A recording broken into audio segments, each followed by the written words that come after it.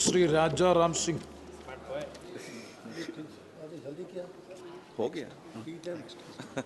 Next Kumari Pranidha Shinde ji. For giving me an opportunity to speak on the supplementary demands for grants 2025-26। मैं शुरुआत करना चाहती हूँ ये कह के कि जो सत्ता पक्ष में है वो 24/7 इलेक्शन मोड में रहते हैं और इसका हर्जाना देश को भुगतना पड़ रहा है।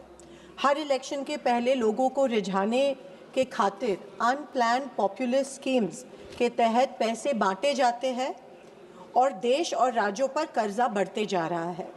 आज देश में पैदा होने वाला हर एक बच्चे के सर के ऊपर पैदा होते ही करीब 1.25 लाख रुपए का कर्ज हो जाता है।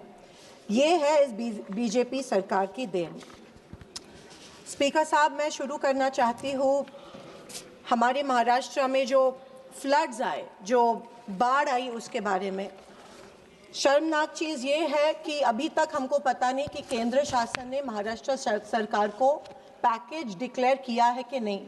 जब बाढ़ आई, जब बारिश हुई, उसके बाद में सेंट्रल गवर्नमेंट से एक टीम भेजी गई थी महाराष्ट्र में, लेकिन महाराष्ट्र के मंत्री कहते हैं कि उनको अभी तक पैकेज मिला नहीं है और सेंट्रल गवर्नमेंट कह रहा है कि महाराष्ट्र गवर्नमेंट ने अभी तक प्रपोजल भेजा नहीं है, या महाराष्ट्र गवर्नमेंट प्रपोजल भेजना नहीं चाहती है सेंट्रल गवर्नमेंट के पास, या सेंट्रल गवर्नमेंट महाराष्ट्र के किसानों को अन्याय करके अभी तक पैसा देना नहीं चाहती है। इसके बारे में सेंट्रल गवर्नमेंट से हमें एक स्टेटमेंट अपेक्षित है कि एग्जैक्टली कितना पैकेज, कितने पैसे महाराष्ट्र के किसानों को मिलने वाले हैं।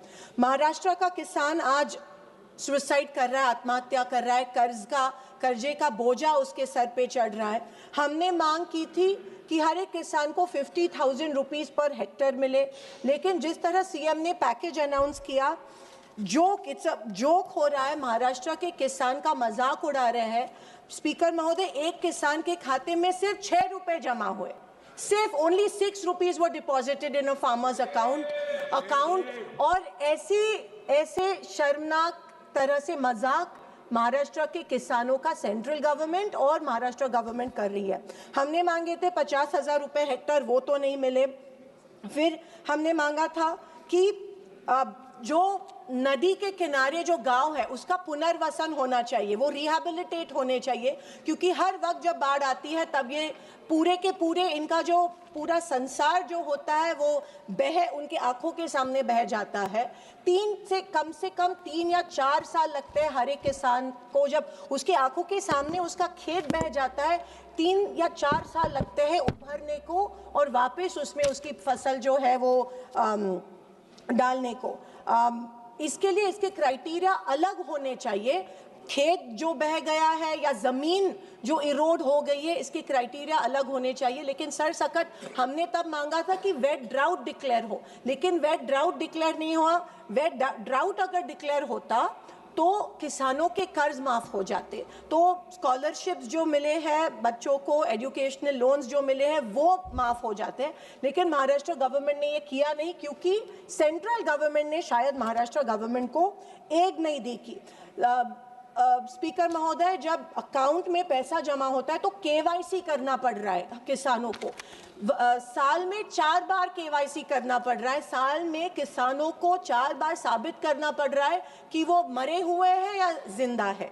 ये बहुत ही शर्मनाक चीज़ है। मैं ये मांग कर रही हूँ कि केवाईसी का जो क्राइटेरिया है, आधार लिंक का जो क्राइटेरिया है, वो कट होना चाहिए, वो रद्द होना चाहिए और 4 बार साल में केवाईसी करने की ज़रूरत नहीं होनी चाहिए। स्पीकर सर, मुझे ये कहना चाहती हूँ कि जब सैटेलाइट जो होती है हर एक मंडल में, उसमें रेनफॉल रिकॉर्ड होता है और सैटेलाइट्स ऐसे जगह बिठाई है, पेड़ के नीचे सैटेलाइट बिठाए है।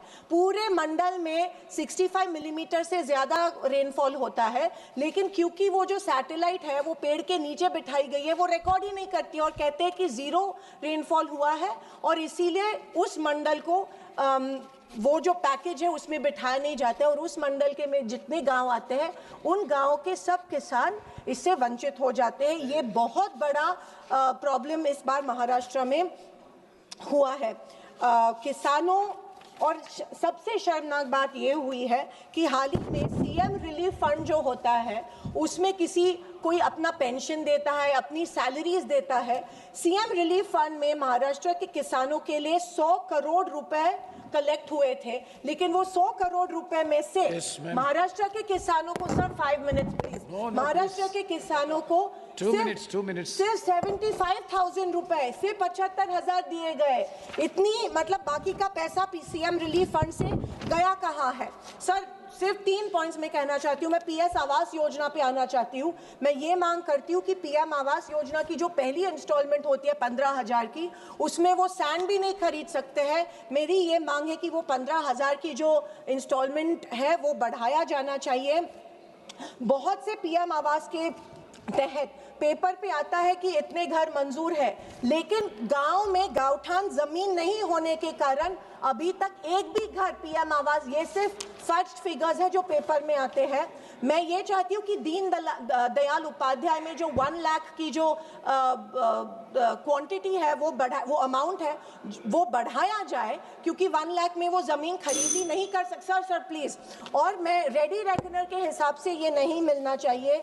मैं ये कहती हूँ पीएम ग्राम सड़क योजना, सर जस्ट लास्ट, पीएम ग्राम सड़क योजना में पिछले 2 साल से महाराष्ट्र में एक भी रास्ता नहीं गया है, क्योंकि 2011 के सेंसस के तहत वो ले रहे हैं। 2011 के सेंसस के बाद अगर सेंसस नहीं, क्योंकि 2 विलेजेस कनेक्ट नहीं हो सकते सर। दिस टाइम फ्लड्स में सर बड़े बड़े हाईवे करने से अच्छा है कि 2 गांव को जो रास्ते कनेक्ट होते हैं वो सर लास्ट सर वो होने चाहिए। मैं ये मांग करती हूँ कि हमारे महाराष्ट्र में जितने भी रास्ते बह गए हैं उनके लिए यहाँ से एक ऑडिट होके उनके लिए फंड डिक्लेयर सर होना चाहिए। Sir Jal Jeevan mission under JJM sir committee has been last 2 minutes sir please sir Jal Jeevan mission there is a major corruption in Maharashtra. इसके वजह से कमिटी ने 46% प्रपोज किया है कट, सेंटर का कट महाराष्ट्र में कट, क्योंकि इतना बड़ा नुकसान, उतना बड़ा